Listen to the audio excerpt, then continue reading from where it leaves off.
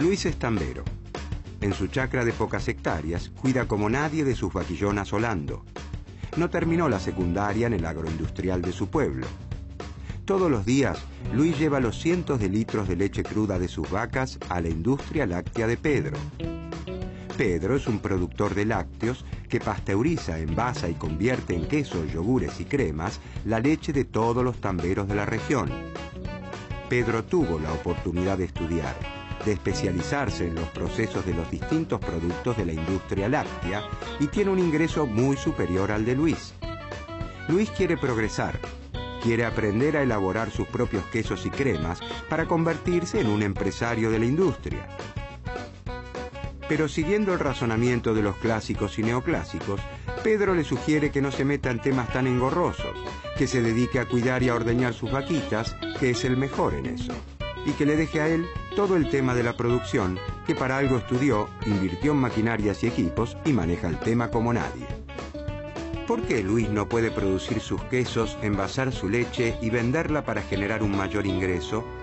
¿Por qué ocurre algo parecido con los países que parecen destinados a especializarse en una única actividad y no pueden producir bienes de mayor calidad tecnológica para venderlos al resto del mundo y generar así una mayor riqueza para su pueblo?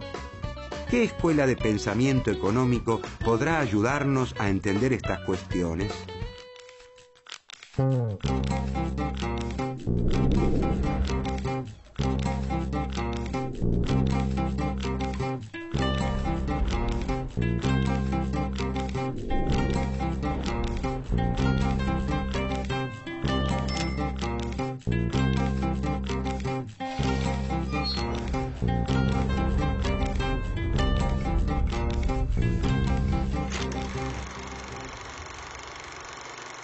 A comienzos del siglo XIX, los pueblos latinoamericanos se independizan de España. Dado que a diferencia de las colonias de Norteamérica no han desarrollado núcleos fabriles de importancia, estos países se especializan desde un principio en la producción y exportación de alimentos y de materias primas. A partir de este reparto, las naciones industrializadas se dedican a los bienes manufacturados de mayor complejidad y condicionan a las naciones menos desarrolladas a crecer hacia afuera. El modelo agroexportador, vigente en Argentina entre 1880 y 1930, es la máxima expresión de esa estrategia.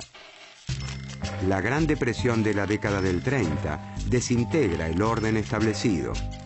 El comercio mundial se derrumba y el crecimiento hacia afuera se queda sin el afuera. Los países se repliegan sobre sí mismos buscando el autoabastecimiento. Las naciones europeas desarrollan su propia producción y dejan de importar bienes agropecuarios. Las exportaciones latinoamericanas se desploman. A los países del sur ingresa menos moneda dura, fundamentalmente dólares, necesarios para la compra de los bienes industrializados que el norte fabrica. Ya no es posible adquirir aquellos bienes manufacturados que no se producían localmente. Los países latinoamericanos se ven forzados a un cambio de rumbo. No existe otra opción que fabricar aquello que venía del extranjero. Sin proponérselo ni desearlo inicialmente, comienzan a desarrollarse procesos industriales que sustituyen importaciones por producción local. Surgen cada vez más empresas que contratan cada vez más trabajadores que ganan mejores salarios, que demandan entonces los bienes que esas empresas producen. Este esquema de crecimiento hacia adentro tiene un especial desarrollo en los países de mayor tamaño de la región, como Brasil, México y Argentina. Las incipientes empresas latinoamericanas son protegidas de la competencia extranjera gracias a los aranceles que establecen los gobiernos de la región. Además, se les otorgan créditos para que adquieran su equipamiento y se crean empresas públicas de modo que el Estado desarrolle actividades estratégicas. Se impulsa fuertemente la educación, la investigación científica y el desarrollo de la tecnología local. Se fundan organismos públicos para la difusión del conocimiento entre empresas industriales y agropecuarias. Esta estrategia de sustitución de importaciones permite reducir las compras al exterior de bienes industriales de consumo, como las prendas de vestir y ciertos alimentos. Con el tiempo, se extenderá a industrias cada vez más complejas. Sin embargo, el propio desarrollo de estas industrias comienza a generar un cuello de botella. Los países latinoamericanos no logran producir bienes de capital, es decir, bienes con los que se manufacturan otros bienes, como laminadoras de acero, plantas procesadoras de celulosa, máquinas, herramientas, bienes de mayor complejidad tecnológica. Vuelven a faltar dólares para importar esos insumos y maquinarias. En ese contexto, buscando superar esos desafíos, surge el pensamiento estructuralista latinoamericano.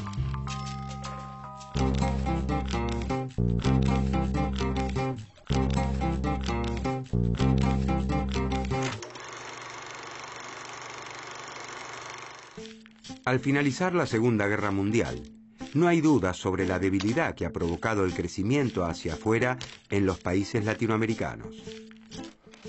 Las bruscas caídas en los precios de exportación de las materias primas y en las inversiones externas son identificadas como las principales limitaciones para el desarrollo de la región. En 1948, las Naciones Unidas crean la Comisión Económica para América Latina, la CEPAL. En la CEPAL, un equipo de académicos y funcionarios, dirigidos por el gran economista argentino Raúl Prebisch, comienza a plantear un nuevo enfoque para los problemas latinoamericanos. Nace el primer gran cuerpo de pensamiento latinoamericano, el estructuralismo.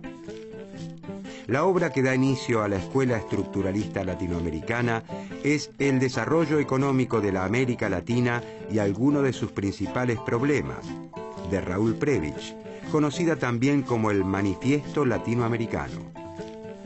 Los estructuralistas latinoamericanos señalan que los males que aquejan a la región se encuentran en problemas estructurales de nuestras economías y recomiendan una fuerte participación del Estado para la instrumentación de grandes políticas que transformen realmente a las naciones.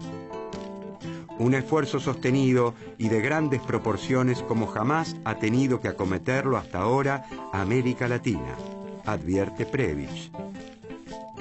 El trabajo de Prebisch abre la puerta a la expresión del pensamiento de otros latinoamericanos que desafían los dogmas de los grandes centros industriales. Celso Furtado en Brasil, Aníbal Pinto en Chile y Aldo Ferrer en Argentina, entre otros.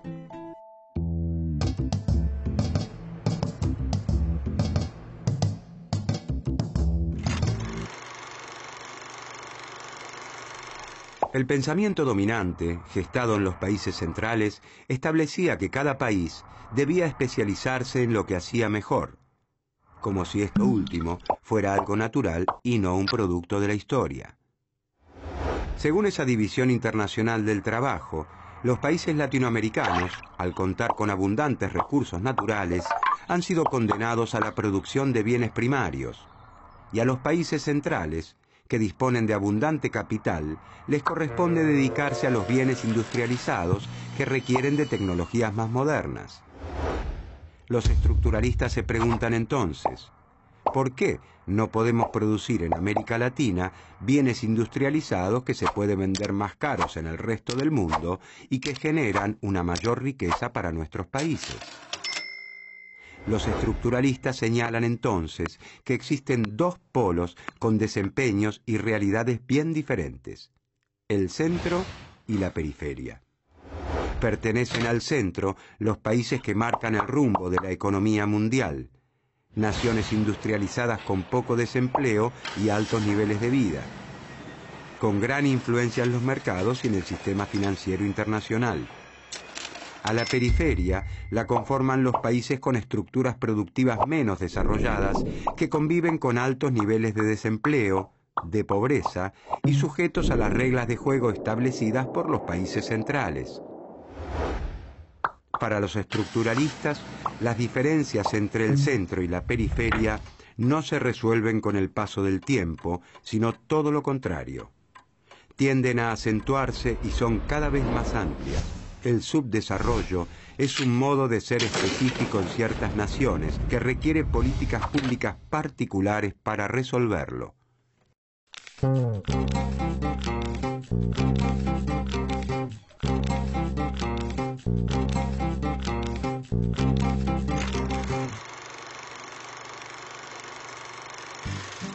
Las diferencias estructurales entre el centro y la periferia han nacido en tiempos de la colonia, pero según el pensamiento estructuralista, se reproducen y se amplían con el correr de los años. Las estructuras del centro son diversas. Incluyen una amplia variedad de bienes y de servicios. Producen de todo un poco. Desde los bienes de consumo corrientes de la población hasta las maquinarias y equipos necesarios para el funcionamiento de sus fábricas. Además, son eficientes porque utilizan de forma homogénea modernas técnicas de producción. Las estructuras de la periferia, en cambio, son especializadas. Lejos de toda variedad y diversificación, se concentran en los productos agropecuarios y minerales. La demanda de la población de otros bienes de consumo se satisface mediante las importaciones de los países centrales. La estructura, además, es heterogénea porque coexisten las actividades que se destinan a exportaciones hacia el centro y que evidencian un gran desarrollo tecnológico, con otras totalmente relegadas que solo interesan a la periferia. Como consecuencia, conviven en América Latina áreas sumidas en el atraso con otras muy modernas, la pobreza extrema con la riqueza. El sector rural latinoamericano, al incorporar equipamiento en reemplazo de mano de obra, expulsa a miles de trabajadores que se trasladan a las ciudades en busca de una vida mejor. Sin embargo, la atrasada industria no tiene la capacidad suficiente para absorber a todos esos trabajadores desocupados y a los que se incorporan como consecuencia del crecimiento de la población. De esta forma, una porción mayoritaria queda relegada y vive en pésimas condiciones en los barrios marginales que rodean las ciudades.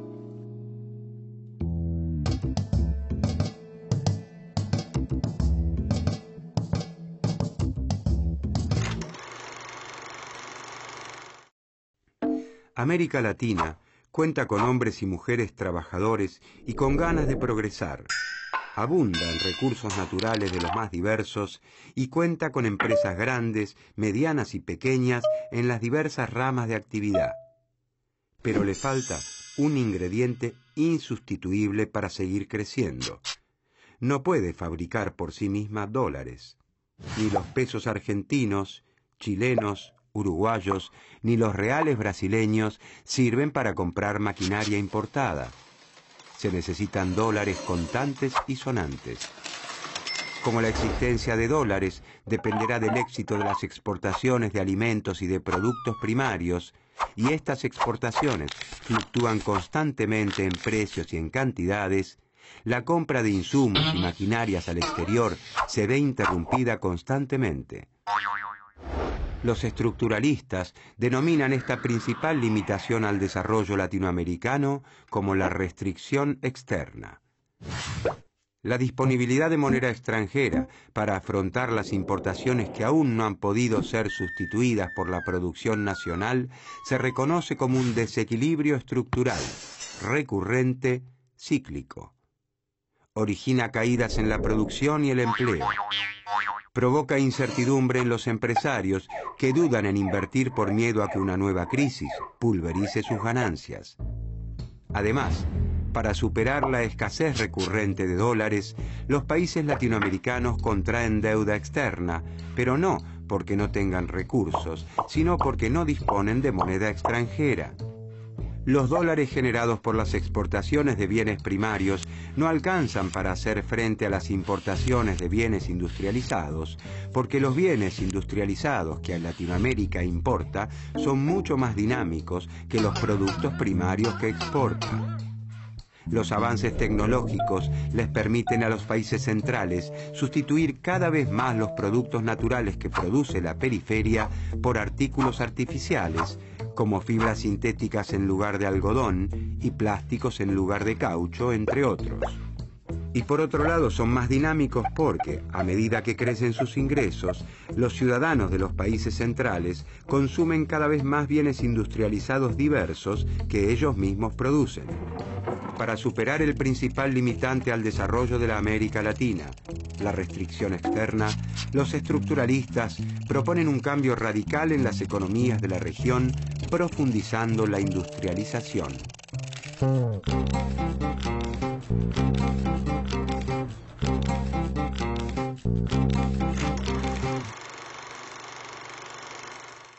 Los estructuralistas creen que América Latina debe profundizar la industrialización que inicialmente surgió de manera espontánea después de la crisis de los 30.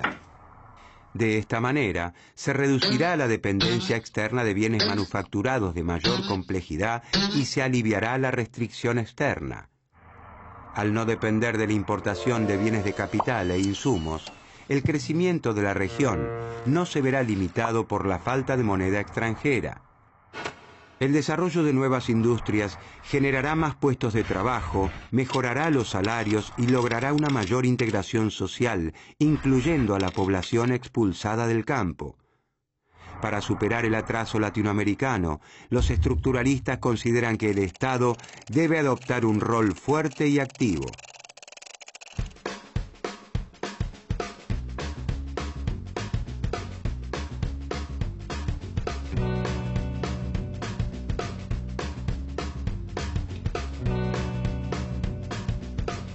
Con mucho esfuerzo, Luis, el tambero, ha estudiado una tecnicatura en procesos de la industria láctea, un plan de capacitación que el Estado lanzó para alentar el desarrollo de los productores.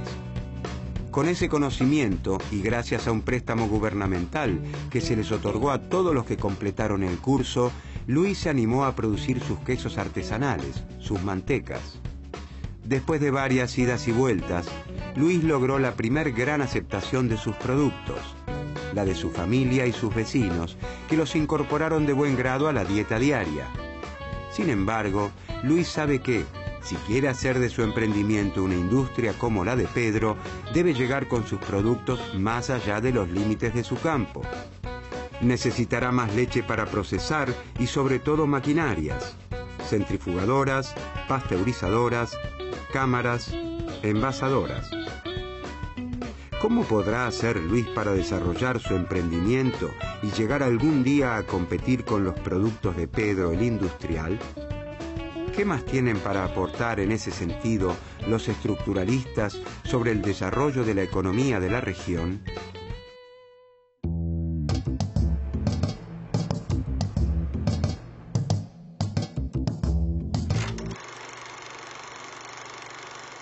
Para volverse más competitivas, operar de manera eficiente y aprovechar plenamente la capacidad de sus fábricas, algunas empresas industriales latinoamericanas necesitan dirigir su producción a mercados más amplios que los de su propio país.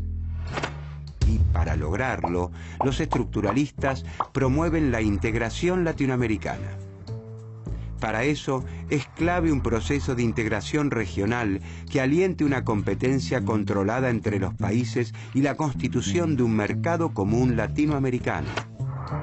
Ese mercado común permitirá que las empresas latinoamericanas que necesitan una demanda mayor para ser eficientes puedan lograrlo. Y será una plataforma de aprendizaje para incrementar la eficiencia de las empresas industriales que en un futuro podrán llegar a exportar a los países centrales.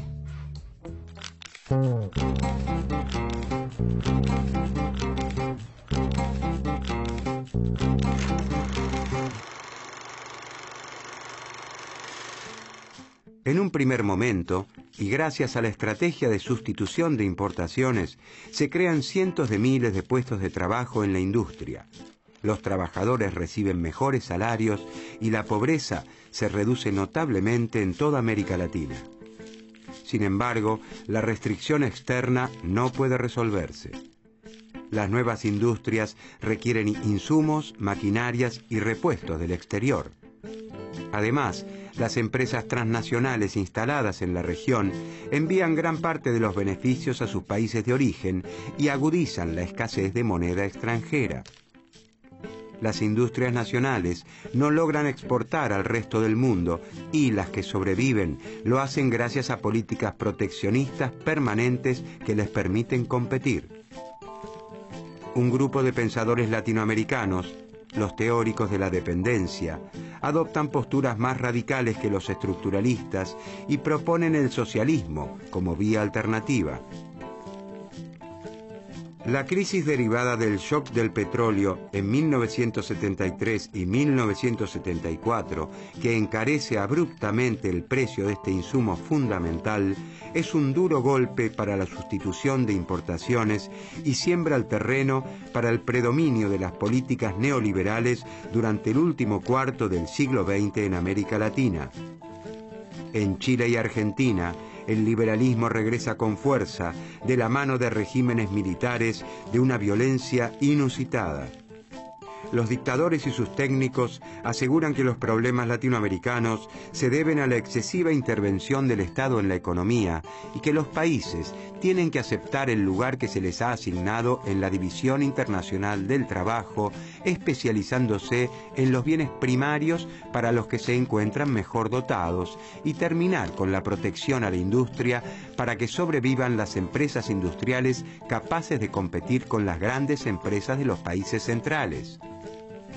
Durante los últimos años, Latinoamérica viene desarrollando una nueva etapa, una concepción alternativa del orden económico internacional.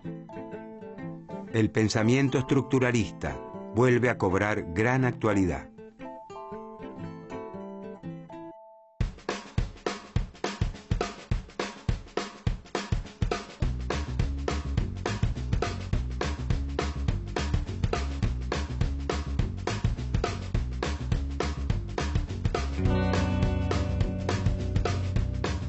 El Estado ha decidido apoyar los emprendimientos de productores como Luis, que le agregan valor a su producción y generan nuevos beneficios para el país.